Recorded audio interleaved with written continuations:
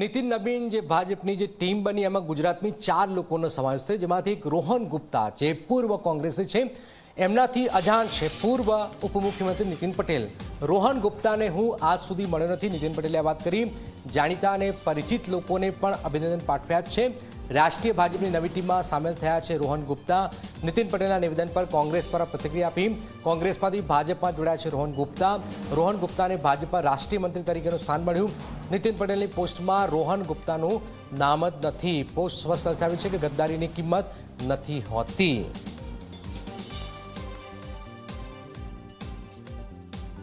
રોહનભાઈ જોડે મારે આજ સુધી આ મિનિટ સુધી કોઈ વ્યક્તિગત પરિચય નથી.